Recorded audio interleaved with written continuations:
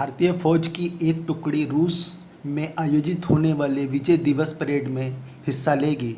विजय दिवस परेड में हिस्सा लेने वाले सैन्य दल की टुकड़ी का नेतृत्व सिख लाइट इन्फेंट्री रेजिमेंट के एक बड़े रैंक के अधिकारी करेंगे।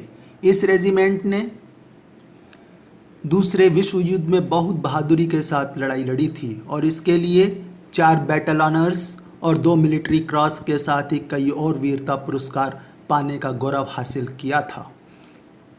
भारतीय सेना के तीनों अंगों की एक टुकड़ी कर्नल रैंक के अधिकारी के नेतृत्व में 24 जून 2020 को रूस की राजधानी मॉस्को के रेड स्क्वायर पर आयोजित सैन्य परेड में भाग लेगी।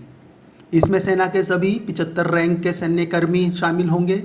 यह परेड दूसरे विश्व युद्ध 1941-1945 में सोवियत संघ को मिली विजय की 75वीं वर्षगांठ के उपलक्ष्य में आयोजित की जा रही है। दूसरे विश्व युद्ध के दौरान ब्रिटिश भारतीय सैनिकों की टुकड़ी मित्र राष्ट्रों की सेना में शामिल सबसे बड़ी सैन्य टुकड़ियों में से एक थी, जिसने उत्तरी और पूर्वी अफ्रीका, पश्चिमी रेगिस्तान और यूरोप में भीषण संघर्ष वाले क्षेत्रों में धुरी राष्ट्रों के खिलाफ चलाए गए अभियान में हिस्सा लिया था।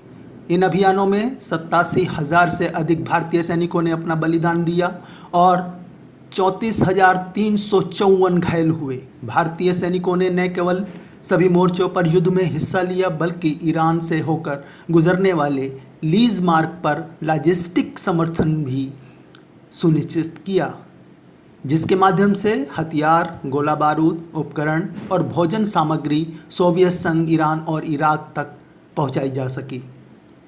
भारतीय सैनिकों की वीरता को 4,000 से अधिक अलंकरणों से सम्मानित किया गया, जिसमें 18 विक्टोरिया और जॉर्ज क्रॉस पुरस्कार भी शामिल थे।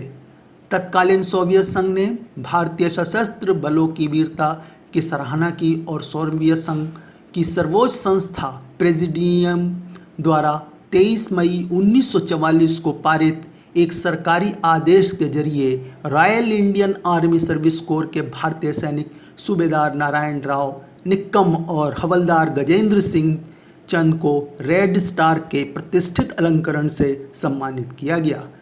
इस सरकारी आदेश पर मिखाइल कैलिन और अलेक्जेंडर मार्किन ने हस्ताक्षर किए थे। Subscribe now and press the bell icon. Never miss an update.